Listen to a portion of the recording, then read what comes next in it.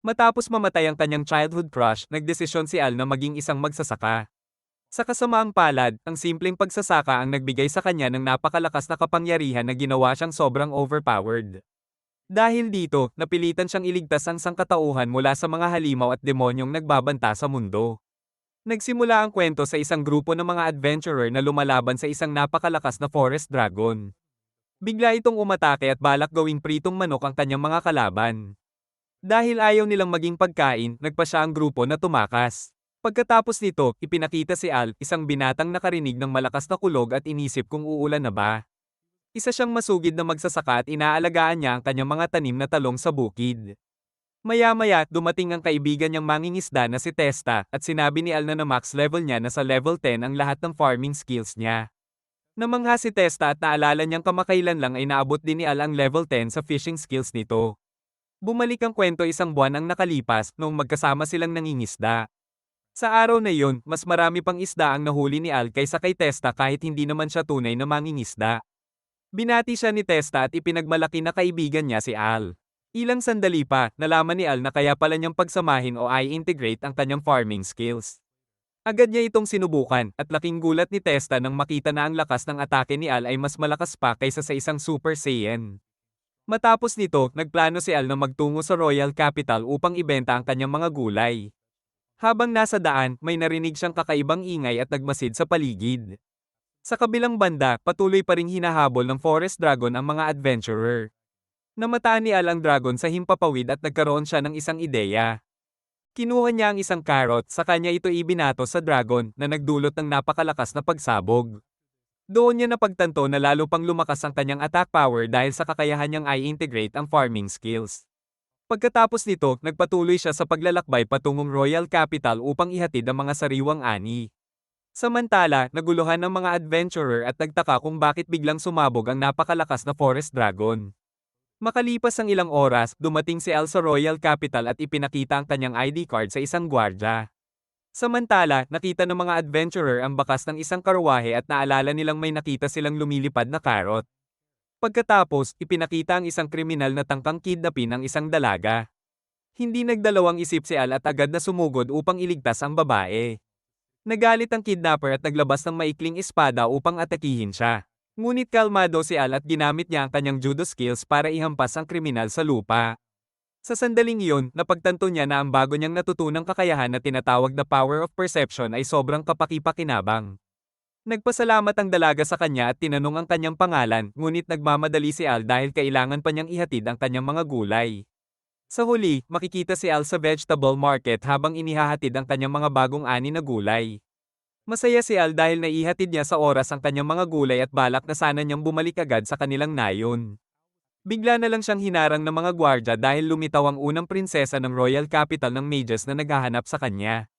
Laking gulat ni Al nang makita niyang muli ang dalagang kanyang iniligtas, si Princess Fel. Tinanong siya ni Fel tungkol sa kanyang pangalan at inalok siya ng isang napakagandang kasunduan, gusto siyang kunin ng royal family upang maglingkod sa Royal Capital. Maayos itong tinanggihan ni Al at ipinaliwanag na nais lang niyang manatiling isang simpleng magsasaka. Sinubukan pa niyang tumakas pero sinabi ni Fel na bibigyan siya ng lupang may sukat na 33,000 square meters kung papayag siyang maglingkod sa kanila. Nagtaka si Al kung bakit porsigido siyang kunin at doon ipinaliwanag ni Fel ang status system ng mundong ito. Sinabi rin niya na ang lalaking natalo ni Al kanina ay halos kasing lakas ng isang knight captain dahil lampas 500 ang power level nito. Biglang gusto ni Fel na makita ang status ni Al ngunit alam niyang mas malakas siya kaysa sa isang legendary hero. Sa sandaling iyon, dumating ang tatlong adventurer na nakalaban ng Forest Dragon at iniulat na may isang taong sakay ng karwahe ang tumalo sa dragon sa kagubatan. Sinamantala ni Al ang pagkakataon at agad na umalis pabalik sa kanyang nayon. Samantala, napagtanto ni Fel na hindi normal na magsasaka si Al at hindi siya basta susuko, plano niyang kumbinsihin si Al na maglingkod sa royal family kahit ano pa ang mangyari. Hindi nagtagal, sinabihan si Fel ng isang knight na kailangan niyang bumalik agad sa Royal Palace. Pagdating ni Fel at ng kanyang ama sa Royal Palace, iniulat na paparating ang napakaraming malalakas na halimaw patungo sa kaharian ng Mages. Ayon sa isang knight, mukhang ito ang ikalawang pagdating ng Hell Zone. Nabigla ang hari sa ulat dahil matagal nang napatay ng isang bayani ang Demon King na si Macbeth at pagkatapos nito ay nagkaroon pa ng peace pact sa mga demonyo.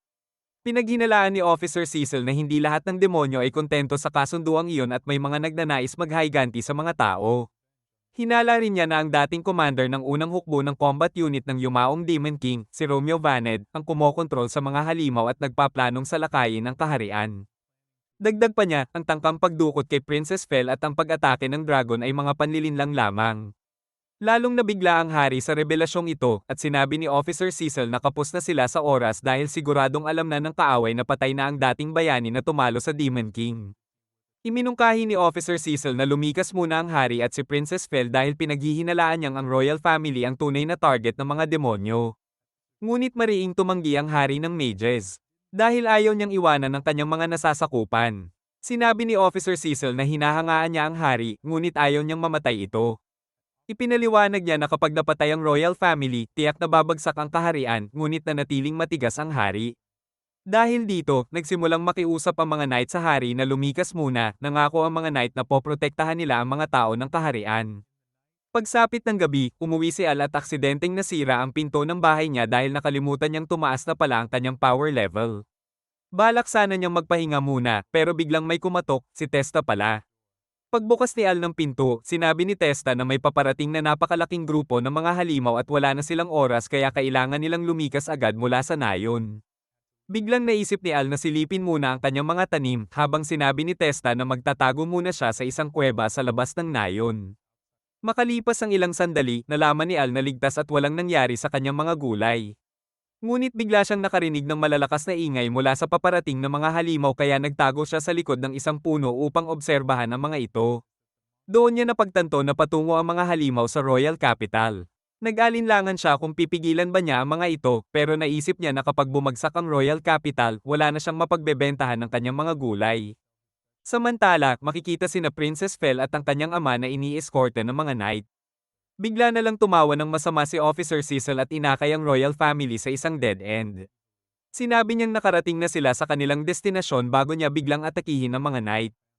Pagkatapos nito, inatake rin niya si King Mages, ikinagulat ng lahat ang kanyang ginawa.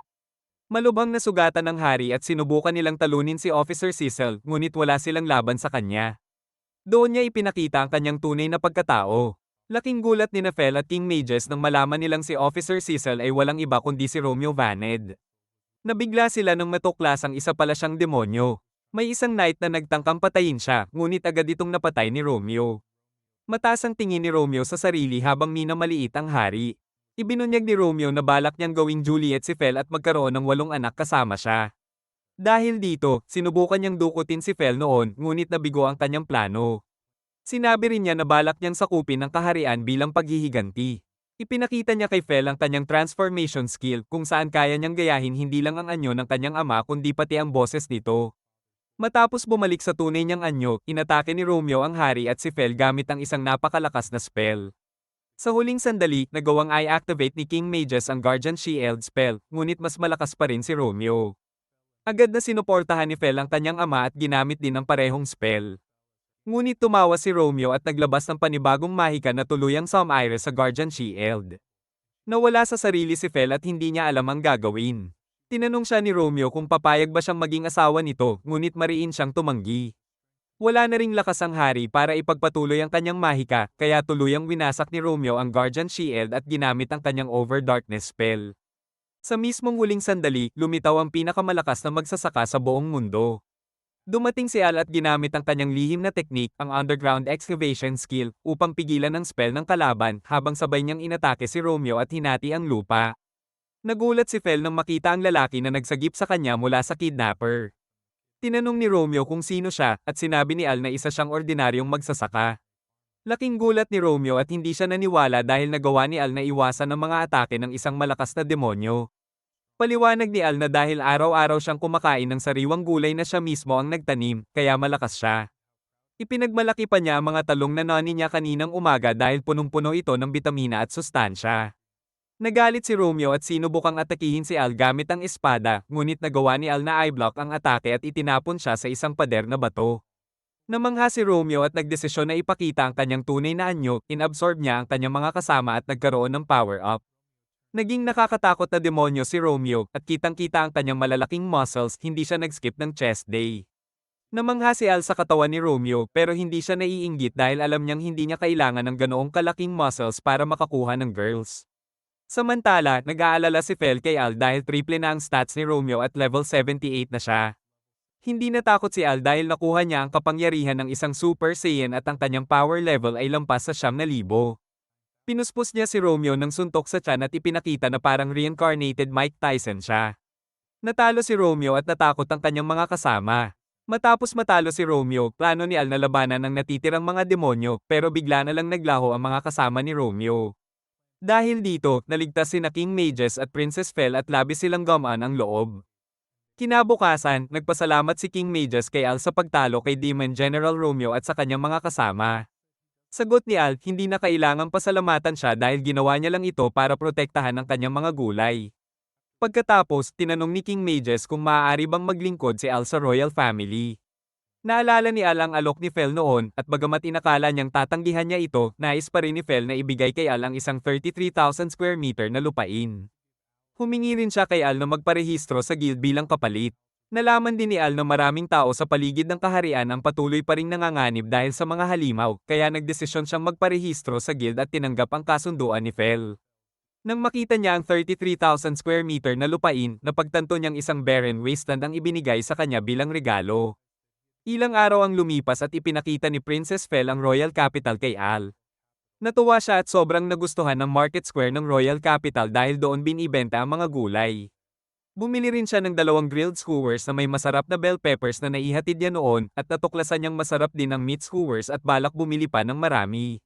Biglang nagtanong si Al kay Princess Fel kung hindi ba magiging problema sa kanya bilang prinsesa ang pagpapakita ng royal capital at paggabay sa kanya sa lungsod. Sumagot si Princess Fel na hindi ito magiging problema kahit wala siya sa royal palace dahil ang kanyang maid na si Albie ang gumaganap bilang kanyang body double. Nagulat si Al sa sinabi nito. Maya-maya, nadiskubre ni Fel ang masasarap na sweets na agad niyang gustong matikman. Matapos bilhin ang kanyang sweets, dinala niya si Al sa Adventurers Guild ng Royal Capital. Biglang sinabi ni Al na ayaw niyang maging adventurer na lumalaban sa mga halimaw at mas gusto niyang magpatuloy bilang ordinaryong magsasaka. Ngunit pinaalalahanan siya ni Fel sa pangakong ginawa niya noon nang tanggapin niya ang regalo ng 33,000 square meter na lupa. Bago sila pumasok sa guild, inisip ni Al na agad siyang makikilala ng mga adventurer bilang prinsesa si Fel, pero ipinaliwanag nito na ang dekorasyon sa buhok niya ay may deception magic kaya hindi siya matutuklasan ng ibang tao. Pumasok si Al sa Adventurers Guild at sinalubong siya ng Guildmaster na nakarinig na ng mga balita tungkol sa kanyang mga nagawa, lalo na ang pagtalo niya kay Demon Romeo Vaned. Pagkatapos, dinala siya kay Helen, ang receptionist, para magparehistro bilang adventurer. Malugod siya tinanggap ni Helen pero biglang kumamo ang tiyan ni Al sa lakas ng gutom. Binigyan siya ni Helen ng apple pie mula sa Cheesecake Factory at nagpasalamat si Al sa meal. Tinanong siya kung bakit niya gustong maging adventurer, ngunit hindi niya maibunyag na dahil sa regalo ng lupa ni Fel, kaya sinabi niya kay Helen na magsasaka siya at plano lang niyang maging adventurer bilang side job. Biglang dumating ang 3 adventurer na nakalaban ng Forest Dragon ilang araw bago, at nagulat sila na makita si Al na natalo ang isang S-rank dragon sa isang suntok lang. Nalaman din ito ng ibang adventurer sa guild dahil narinig na nila ang mga balita tungkol sa kanya.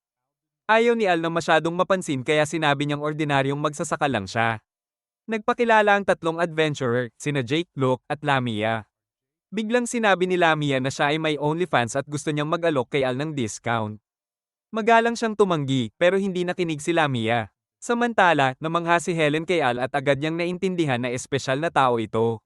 Pagkatapos, gusto ni Al na kumuha ng quest at ipinaliwanag sa kanya ang guild ranking system. Nalaman niya na bawat quest ay nangangailangan ng tiyak na rank. Kumpiyansa si Helen na kayang maging S-rank adventurer ni Al sa mabilis na panahon pero wala talagang balak si Al maging S-rank dahil mawawala ang oras niya sa pag-aani ng gulay. Ipinakita kay Al ang isang G-rank quest at ipinaliwanag na para makumpleto ito, kailangan niyang mangolekta ng 10 stalks ng malt grass mula sa Forest of Dream. Ipinaliwanag ni Helen na mahalaga ang malt grass sa paggawa ng healing potions. Bago umalis sa kanyang unang quest, binigyan siya ni Helen ng isang robe na may magical power. At sinubukan ni Al na magalang na tumanggi, ngunit iginiit ni Helen na ibigay kay Al ang robe. Bigla, nagsimulang may maramdaman si Helen para kay Al dahil bagay na bagay sa kanya ang robe. Alam ni Al na may farmer race siya, pero nagkunwari siyang walang alam. Nagpasalamat siya kay Helen sa robe, at sabay nito, naisip niya na nagsisimula ng maging mas mahirap ang plano niyang mamuhay bilang ordinaryong magsasaka. Masaya si Helen na nagustuhan ni Al ang robe at binalaan siya ng good luck sa kanyang unang quest. Sunod, nagplano si Al na pumunta sa Forest of Grimm at nagpahayag ng pamamaalam kay Fel bago siya umalis. Nalaman niya na plano ni Fel na makasama siya ulit kinabukasan. Ilang oras ang lumipas at kulang na lang kay Al ang isang stalk ng malt grass para matapos ang kanyang unang quest. Bigla, nakakita siya ng isang kaliskis at tiningnan ito ng mas malapitan. Nagtaka siya kung aling halimaw ito nagmula at nalaman niyang tanging mga orc lang ang nakatira sa kagubatang ito. Sa sandaling iyon, lumitaw ang isang babaeng orc sa likod niya at may intensyong gumawa ng anak kay Al. Sobrang natakot siya, pero dumating si Jake at iniligtas siya mula sa babaeng orc. Natuwa si Al na nailigtas siya sa malaswang plano ng babaeng orc. Pagkatapos, nagpasalamat siya kay Jake at tinanong kung maayos siya. Samantala, dumating din ang mga kasama ni Jake at nagulat na makita si Al sa kagubatan. Sinabi ni Al na nakakita siya ng kaliskis sa gubat. Sagot ni Jake, hindi matukoy kung anong halimaw ang pinanggalingan ng kaliskis, pero ibinahagi niya ang mga bali-balita na baka ito ay mula sa isang Black Dragon. Paliwanag ni Jake na ang Black Dragons ay tanging matataas na lugar lang nakatira at wala pang nakakita sa aktwal na dragon. Ilang sandali pagkatapos, tinanong ni Jake kung natapos sa ba ni Al ang kanyang quest at sinabi ni Al na kulang pa siya ng isang stalk ng malt grass. Bigla, yumanig ang lupa at naramdaman nila ang madilim na aura sa kagubatan. Nagulat si Al at nagtaka kung mula ito sa isang halimaw. Maya-maya, lumitaw ang isang Black Dragon na kahawig ng Red Ice Dragon mula sa Yu-Gi-Oh! Dumaan ang halimaw sa kanila at hindi sila makagalaw sa takot, ramdam nila na ibang level ang Black Dragon at wala silang tsansang talunin ito. Ginamit ni Al ang appraisal skill at tiningnan ang status ng dragon. Nang makita niya ang stats, hindi siya makapaniwala sa kanyang nakita. Kasabay nito, nagising si Helen mula sa bangungot dahil na naginip siya na hinahabol siya ng isang bagay. Wala siyang alaala mula sa kanyang pagkabata at hindi niya alam ang kahulugan ng kanyang panaginip. Kinabukasan, napansin ng kanyang adoptive mother na hindi maganda ang hitsura ni Helen at tinanong siya kung ano ang nangyari. Sinabi ni Helen na parang nawala muli ang kanyang memorya at hindi niya maalala ang mga nangyari kahapon nang umuwi siya. Nag-alala si Wong kay Helen at pinaghihinalaan na pagod na siya mula sa tuloy-tuloy na pagtatrabaho. Bigla, bumalik si Al sa guild at plano niyang ikwento kay Helen ang nangyari sa Black Dragon. Ipinaliwanag ni Jake na ginamit ni Al ang kanyang appraisal skill at nalaman niyang may attack power na 213,000 ang Black Dragon na kanilang nakita. Lahat sila ay nagulat at hininala na ito marahil ang legendary malevolent dragon na si Ouroboros. Samantala, muntik nang mahulog si Helen nang marinig ang pangalang Ouroboros. Nag-alala ang lahat sa kanya, pero sinabi niya na ayos lang siya. Pagkatapos, iniulat ni Jake at ng kanyang mga kaibigan na dumaan lang ang malevolent dragon sa kanila at mabilis na nawala. Pero inisip ni Jake na mas mabuting isara agad ang Forest of Grimm. Ipinakita ni Al sa Guildmaster ang isang kaliskis na nakuha niya sa Forest of Grimm. Nang makita ni Helen ang kaliskis, bumilis ang tibok ng kanyang puso at naalala ang ilang nawalang alaala. Sa sandaling iyon, bumalik ang alaala ng kapatid niyang lalaki na kinain ni Ouroboros. Nawalan siya ng malay dahil hindi niya matiis ang sakit ng alaala ng araw na namatay ang kanyang kapatid. Nag-alala ang lahat sa kanya at nagsimulang tumaas ang kanyang lagnat. Ilang sandali lang, nalaman ni Al na maayos na si Helen at nakahiga sa kama. Nalaman niya rin na si Wong ang adoptive parent ni Helen. Pagkatapos nito, ipinakilala ni Al ang sarili at nagulat si Wong nang makita siyang nakasuot ng itim na robe. Sinabi ni Al na nakuha niya ang robe kay Helen. Hindi nagtagal, sinabi ni Wong na wala talagang alaala si Helen noong bata pa siya. Natagpuan umano ni Wong si Helen na gumuho sa pampang ng Snow River 15 taon na ang nakalilipas. Natutunan ni Wong na naalala lamang ni Helen ang kanyang pangalan at tila wala siyang pamilya. Pero nagtanong si Wong kung may koneksyon ng amnesia ni Helen sa dragon na si Ouroboros. Gusto ni Al na imbestigahan ng bagay at plano niyang talunin ang malevolent dragon. Pero sinabi ni Wong na huwag siyang gumawa ng kalokohan at wala siyang magagawa bilang isang G-rank adventurer.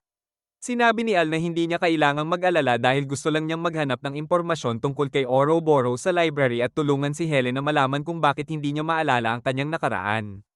Naunawaan ni Wong na mabait na bata si Al at binigyan siya ng recovery potions. Bago nagsimula si Al sa paghahanap ng impormasyon tungkol kay Ouroboros, sinabihan siya ni Wong na ipaalam sa kanya kung may matutuklasan siya. Sa hapon, nakatanggap si Al ng liham mula kay Postman Rix at nagulat siya. Nalaman niyang ang liham ay mula sa kanyang ina at nagtaka kung paano nalaman ng kanyang ina na lumipat siya sa Royal Capital. Nagpasalamat siya kay Rix at binalaan siya nito ng magandang araw. Pagkatapos, nagsimula si Al sa paghahanap ng impormasyon tungkol sa malevolent dragon na si Ouroboros upang magplano kung paano ito matatalo. Hindi makapaniwala si Al na may attack power na 230,000 ang dragon. Naalala niya na ang isang SS rank hero ay maaaring may 1,000 attack power lang at ang demon na si Romeo Vaned na kanyang natalo ay may 5,000 attack power. Nagulat siya na mas malakas pa ang isang halimaw kaysa sa kanya kahit na mayroon siyang attack power na 63,000, halos katulad ng kapangyarihan ng isang Super Saiyan.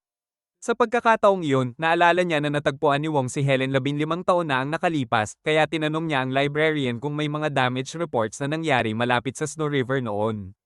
Ngunit sinabi sa kanya na patakaran na tanging mga tao na may tiyak na rank pataas lamang ang pwedeng makakita ng damage reports.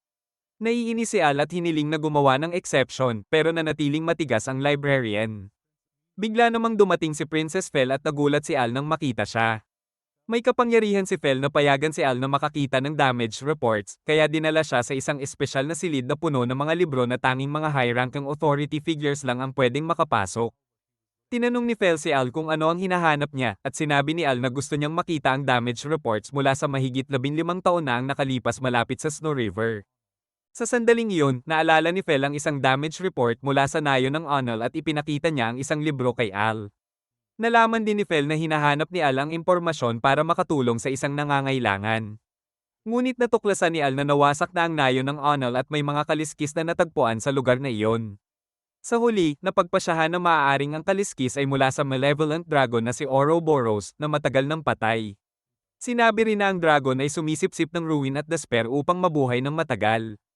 At ito ay sinasabing immortal, ngunit dahil sa labanan nito sa tanging natural na kaaway, ang benevolent dragon na si Mirage, ito ay napatay. Naunawaan ni Al na sa muling pagbuhay ni Ouroboros, nasa panganib ang sangkatauhan. Dahil dito, nagplano siyang pumunta sa nayon upang imbestigahan at gustong samahan siya ni Fel. Kinabukasan, nagsimula silang pumunta sa nawasak na nayon ng Onel. Nang dumating sila, ipinakita ni Fel kay Al ang daan patungo sa nayon. Ilang sandali pagkatapos, nakarating sila sa nayon ng Onel at nakarinig si Al ng tinig na tumatawag sa kanya. Naramdaman niya na dapat niyang sundan ng tinig at siniyasat ito. Bigla, lumitaw ang isang maliit na batang multo na nakasuot ng parehong robe tulad niya. Naguluhan si Fel dahil kausap ni Al ang sarili niya. Sinabi ni Al na kausap niya ang bata sa harap niya pero hindi ito nakikita ni Fel. Naunawaan ni Al na ang bata sa harap niya ay isang multo at ang pangalan niya ay Rai. Samantala, nagising si Helen at sumulyap sa bintana dahil nakaramdam siya ng kakaibang pakiramdam. Napansin ni Rai na pareho silang nakasuot ng robe ni Al. Sinabi ni Al kay Rai na nakuha niya ang robe mula sa isang taong nagngangalang Helen at nagulat si Rai. Sinabi niya na dati ay kanya ang robe at ito ay isang espesyal na bagay na may imbued defensive magic na nakuha niya mula sa kanyang ama. Bigla, isinuksok ni Al ang robe sa balikat ni Fel at nagkamali siya ng pagkakaintindi.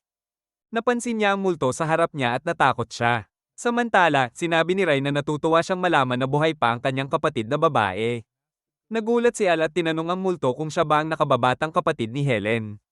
Sumagot ito ng oo at ibinunyag kay Al na si Helen din ang nag-iisang nakaligtas sa nayon. Kagad niyang nalaman na wala nang alaala ang kanyang ate sa nakaraan. Pinaghihinalaan niya na ito ay dahil naranasan ni Helen ang napakasakit na pangyayari at para protektahan ang kanyang isipan. Isinelyo niya ang kanyang mga alaala. Dahil dito, inisip ni Rai na maaaring magdulot ito ng malaking problema at nakiusap kay Al na iligtas ang kanyang ate. Makikita ang nayon 15 taon na ang nakalipas at payapa pa noon. Sa araw na iyon, nagpunta si Helen sa gubat upang hanapin ang kanyang nakababatang kapatid at ipaalam na naghanda na ang tanghalian. Nag-iensayo si Rai gamit ang espada dahil gusto niyang maging isang malakas na bayani balang araw. Bigla siyang nadapa sa isang bato at nag-alala ang kanyang ate. Sinabi ni Helen na tigilan na ang pagiging hero dahil delikado ito. Sumagot si Rai na hindi siya naglalaro kundi nag-iensayo ng husto para maging malakas at balang araw makapagliligtas ng maraming tao. Sinabi rin niya na hindi niya kailangang mag-alala, pero sagot ni Helen, bilang kanyang ate, ayaw niyang masaktan siya. Hindi nagtagal, dumating ang malevolent dragon sa nayon at pinuno ang kalangitan ng madilim na usok. Nagdulot si Ouroboros ng kaguluhan at winasak ang mga bahay gamit ang kanyang napakapanganib na dragon fire. Nakita ni na Helen at Rai ang usok mula sa direksyon ng kanilang nayon at agad na tumakbo pauwi. Nagulat sila nang makita na wasak na ang kanilang bahay. Nag-alala si Helen sa kanilang mga magulang at nakita ni Rai ang napakalaking dragon na lumilipad sa himpapawid. Sumunod, tumakbo sila sa nayon upang hanapin ang kanilang mga magulang at nagtago sa likod ng kalahating sira na pader. Samantala, tinarget ni Ouroboros ang isang babae kasama ang kanyang dalawang anak. Sinubukan ng anak na protektahan ang kanyang natatakot na pamilya at naghagis ng bato sa kalaban. Nagalit si Ouroboros dahil ipinakita nito na walang takot at ginamit ang Dragon's Roar upang matakot ang pamilya. Gusto ni Helen na tulungan sila, pero alam ni Rai na magdudulot iyon ng kanilang kamatayan at pinisil ang bibig ni Helen. Samantala, ang masamang enerhiya at dragon breath ni Ouroboros ay tumatama sa kaluluwa ng pamilya at pinatay niya sila upang makakuha ng life energy para sa sarili. Sinipsip niya ang energy ng takot at alam ni Rai na hindi na nila iligtas ang mga taga-nayon dahil masyadong mapanganib. Nagsisi si Rai na hindi siya mas malakas at galit siya dahil bilang isang maliit na bata, wala siyang magagawa sa desperadong sitwasyon. Habang pinapatay ang mga taga-nayon, gusto ni Helen na tulungan ang kanilang pamilya at kaibigan. Pero malinaw kay Rai na wala silang magagawa laban sa napakalakas na halimaw. Kaya tumakbo sila palayo sa dragon at nakapasok sa kagubatan. Bigla, huminto si Helen at nagtataka si Rai kung bakit siya hihinto sa ganitong kritikal na sandali, sinabi niya na wala na silang maraming oras. Ang dahilan ay naamoy niya ang masamang hininga ni Ouroboros at paralisado siya nito. Sa sandaling iyon, hinarang sila ni Ouroboros at wala itong balak na pabayaan silang makatakas. Hinawakan ni Rai ang kanyang ate. At sinubukan ng masamang dragon na takutin sila hanggat maaari, madali sana niya silang mapapatay, pero naglaro na lamang siya sa kanila parang mga laruan. Ilang sandali pagkatapos, pagod na si Helen at natitisod sa sariling mga paa. Naunawaan niya na makakaligtas ang kanyang kapatid kahit wala siya, kaya sinabi niya sa kanyang kapatid na iwanan siya. Kasabay nito, lumapag ang dragon sa likod niya at nag-enjoy sa pagtugis sa kanya parang mga laruan sa Toy Story. Plano ni Ouroboros na lunukin si Helen at sangyutin ang kanyang kaluluwa na puno ng takot pero wala sa isip ni Rai na iwan ang minamahal niyang ate at naghagis siya ng espada sa kalaban. Nagawa niyang masaktan si Ouroboros pero hindi talaga nasaktan ang dragon. Kasabay nito, nagalit si Ouroboros at panyanabik si Rai. Sinabi niya na overpower siya at ang laruan nilang kutsilyo ay hindi makakasakit sa kanya. Dahil dito, nagdesisyon si Ouroboros na kainin muna si Rai at sumigaw si Rai sa kanyang ate na tumakas. Pagkatapos, malubhang nasugatan si Rai sa matalim na ngipin ng Black Dragon. Natroma si Helen at ayaw tanggapin na namamatay ang kanyang nakababatang kapatid. Niangat niya ito sa kanyang kondongen pero sinabi ni Rai na tumakas siya dahil ayaw niyang mamatay din ang kanyang ate. Tumawa si Ouroboros at panyanabik si Rai. Nag-enjoy siya sa desperadong ekspresyon ni Helen. Dahil dito, nagplano siyang pabayaan siyang mabuhay at babalik sa loob ng 15 taon upang samyutin ang kanyang kaluluwa. Samantala, gusto ni Rai na protektahan ang kanyang ate at sinabi niyang pipigilan niya ang plano ni Ouroboros at tatalunin siya sa anumang paraan. Sa sandaling iyon, nagdesisyon si Ouroboros na huwag samyutin ang kaluluwa ni Rai. Pinayagan ng Black Dragon na manatili ang kaluluwa ni Rai sa lupa upang mapanood niya ang pagpatay kay Helen sa loob ng 15 taon. Pagkatapos, nawala si Ouroboros habang tumatawa at nasasabik sa pagkain kay Helen sa hinaharap. Nang huling hininga ni Rai, nanumpa siyang poprotekta kay Helen anuman ang mangyari. At namatay bilang isang matapang na bayani. Sa kasalukuyan, nagulat sina Al at Fel sa malungkot na nakaraan na naranasan ni Helen. Pagkatapos, sinabi ni Rai na bago siya namatay, somehow ang mga alaala ni Ouroboros ay dumaloy sa kanya nang sugatan siya ng dragon sa kanyang ngipin. Sinabi ni Rai kay Al na kapag winawasak ni Ouroboros ang mga nayon, palagi siyang nag-iiwan ng isang tao na buhay, at ang taong iyon ang nagkakalat ng kwento tungkol sa kanya. Pagkatapos ng 15 taon, babalikan niya ang tao para samyutin ang kaluluwa at inuulit ang proseso.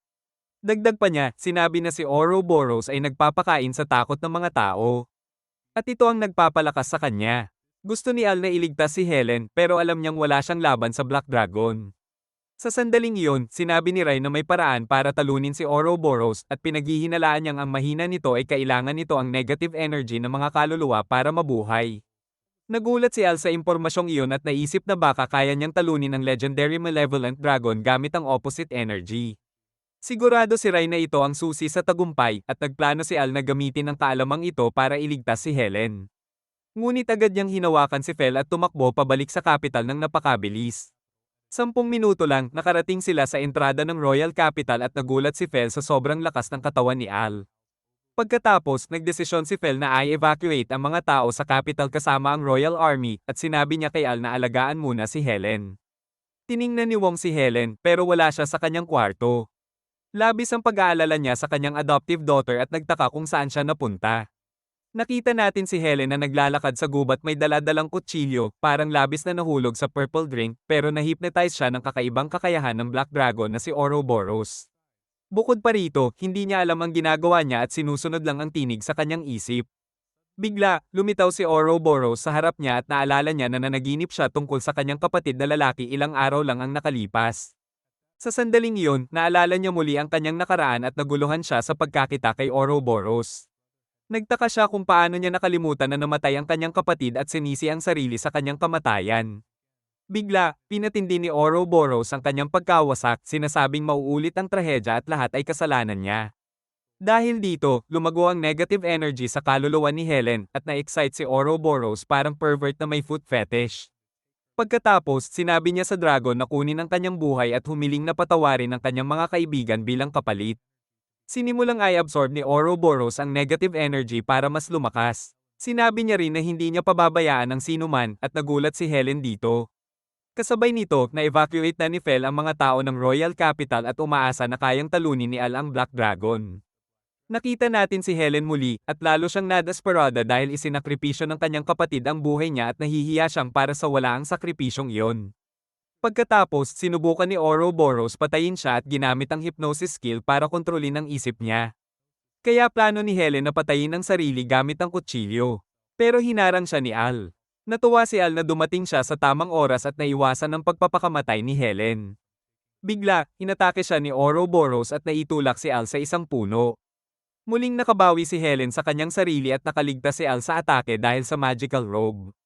Nagalit si Ouroboros at hindi makapaniwala na isang tao ang nakaligtas sa kanyang atake. Samantala, ayaw ni Helen na mamatay si Al pero wala sa plano ni Al ang tumakbo. Tumakbo siya patungo kay Ouroboros at tinamaan siya ng kanyang almighty farming punch. Bilang resulta, bumagsak si Ouroboros at sinabi ni Al kay Helen na dumating siya para iligtas siya. Nasaktan ng pride ni Ouroboros at naunawaan niya na hindi ordinaryong tao si Al. Pagkatapos, tiningnan ni Al ang stats ng kalaban at alam niyang nagsisimula pa lang ang laban. Sinabi niya kay Helen na poprotektahan niya siya at ang mga salitang iyon ay nagpabalik sa alaala ng kanyang nakababatang kapatid. Nagulat siya na sinabi ni Al sa kanya ang parehong mga salita na sinabi sa kanya ng kanyang kapatid bago ito namatay.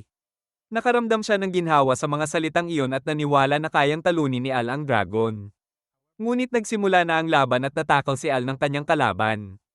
Ipinilit niyang iwasan ang mga atake at subukang hindi matamaan ng mga kuko ni Ouroboros. Pagkatapos, ginamit muli ni Al ang Almighty Punch at nagawa niyang tamaan siya. Hindi balak ni Ouroboros na matalo at na-realize niyang mas malakas si Al kaysa sa inaasahan niya, kaya muling tinaas ang kanyang power level. Biglang ginamit ni Ouroboros ang kanyang buntot at na-stomp si Al sa lupa. Hindi siya tumigil sa pag-atake, at pilit na tinatanggap ni Al ang mga atake ng kanyang malakas na kalaban. Pagkatapos gumamit ng fire breath si Ouroboros, naitulak si Al palayo dahil sa pagsabog. Nag-alala si Helen para sa kanya, pero hindi pa siya natalo. Hindi nagpakita ng pagsuko si Al at muling inatake ni Ouroboros gamit ang fire breath. Nakaiwas si Al sa tamang oras habang hindi alam ni Helen ang gagawin, ayaw niyang mawalan ng isa pang minamahal at sinabihan si Al na tumakas na lang kaysa protektahan siya. Hinawakan ni Al ang kamay niya at sinabi na hindi siya responsable sa kamatayan ng kanyang pamilya at ng mga taga-nayon. Sinabi rin niya na ipinangako niya kay Rory na poprotektahan ng kanyang ate at tatalunin ng Black Dragon na Somaira sa kanilang nayon. Dito naalala ni Helen ang mga sinabi ng kanyang kapatid noong tumatakas sila kay Ouroboros. Sinabi rin ni Al sa kanya ang kahinaan ng dragon at kung paano nila ito matatalo. Bumalik ang pag-asa kay Helen at hindi na niya sinisisi ang sarili sa pagkamatay ng kanyang pamilya at kaibigan. Bilang resulta, nagsimulang humina ang napakalakas na kapangyarihan ni Ouroboros at natuwa si Al na gumana ang kanyang plano. Nagulat ang Black Dragon dito at nagplano si Al na talunin ito kahit ano paman. Biglang nagsimulang magreklamo si Ouroboros at sumigaw kay Al, Black Lives Matter. Akala niya gusto siyang patayin ni Al dahil siya ay Black Dragon at hindi puti. Tinawag siyang racist, pero sumagot si Al na hindi siya racist dahil kalahating Mexican din siya. Sinabi ni Ouroboros na nagsisinungaling siya at hindi niya plano na pabayaan silang manalo, kaya inihanda ang kanyang susunod na atake at sumugod kay Al upang patayin siya gamit ang huling lakas. Ngunit nakapag-counter si Al gamit ang uppercut at nagawa niyang talunin ang dragon gamit ang kakayahan na natutunan mula kay Uncle Mike Tyson. Matapos talunin ng kalaban, tinanong ni Helen si Al kung okay siya. Sumagot si Al na walang sugat. Pero kakaiba ang kilos ni Helen. Biglang sinaksak niya si Al sa tiyan gamit ang kutsilyo, at naguluhan si Al, nagtataka siya kung bakit ginawa iyon ni Helen habang nakangiti ito. Sinubukan ni Al na uminom ng slurp juice pero nahulog ang potion sa lupa. Pagkatapos, sinimulang atakihin siya ni Helen at lalo siyang naguluhan, tinanong niya kung bakit sinusubukan siyang patayin. Hindi pinansin ni Helen ang tanong kaya sinubukan ni Al na pagalingin ang kanyang sugat. Biglang muling umatake si Helen. Pero naprotektahan si Al. Nagulat si Ouroboros na nakapasok sa katawan ni Helen dahil muling nabuhay ang benevolent dragon na si Mirage sa ganitong kritikal na sandali. Sigurado si Al na ito ay Blue Eyes White Dragon at hindi benevolent dragon. Sinabi ni Mirage kay Al na si Ouroboros ay nasa katawan ni Helen. Ayaw niyang manalo ang kaaway, kaya ibinigay ni Mirage ang kanyang kapangyarihan kay Al. Nakakuha si Al ng power-up at naging mas malakas pa kaysa kay Trocon, pero ito rin ay nag-ubos ng life force ni Mirage. Samantala, na-evacuate na ni Fel ang kanyang kaharian at plano niyang ipagtanggol ang kanyang lupa laban kay Ouroboros kung hindi ito mapipigilan ni Al. Ipinakita ni Mirage kay Al kung paano niya may iligtas si Helen, sinabi sa kanya na kailangan niyang talunin si Helen para iligtas siya. Akala ni Ouroboros na hindi sasaktan ni Al si Helen dahil mahalaga siya, pero si Al ay parang John Cena. Kaya sinuntok niya si Helen sa tiyan ng walang pag-aatubili. Nagalit si Ouroboros pero nakikita ni Al sa mga mata ni Helen na nag-e-enjoy ito, ipinapakita ng mga mata niya na gusto niyang tratuhin bilang punching bag at dapat siya tamaan parang nasa Creed movie. Pagkatapos, tiningnan niya si Helen at nakaramdam ng guilt pero sinabi ni Helen na gusto niya itong tamangin hanggat kayang talunin ni Al si Ouroboros. Ilang sandali pagkatapos, inisip ni Al na normal na si Helen. Biglang lumabas si Ouroboros sa katawan ni Helen at nagpakilalang Danny Phantom para pumasok sa katawan ni Al parang multo. Tumawa si Ouroboros kay Mirage at sigurado na siya ang mananalo. Biglang napansin niyang may mali at natutunan na si Al ay isang freaky farmer. Nakita niya sa isip ni Al na puro pag-iisip lang sa pagsasaka. Pero dahil sa passion na yon, nagawa ni Al na itaboy si Ouroboros palabas ng kanyang katawan. Pakiramdam ni Ouroboros ay parang isang OnlyFans girl na itinapon sa kalsada. Sa sandaling iyon, tumayo si Mirage at naging isang pimp. Inactivate niya ang kanyang pimp power at pinalayas ang dragon sa mundong ito. Dahil dito, nailigtas ang mundo at pinasalamatan ni Mirage si Al sa kanyang ginawa. Sumikat ang araw at nawala ang madilim na ulap.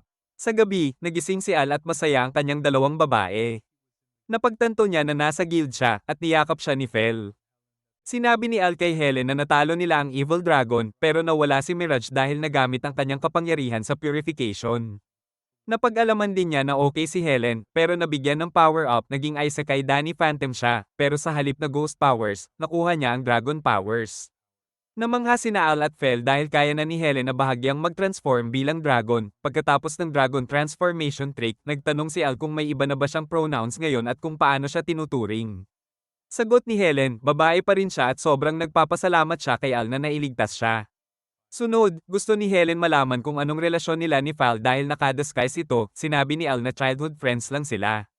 Makalipas ang ilang sandali, dumating ang pamilya at mga kaibigan ni Helen at natuwa silang lahat na ligtas at maayos na siya.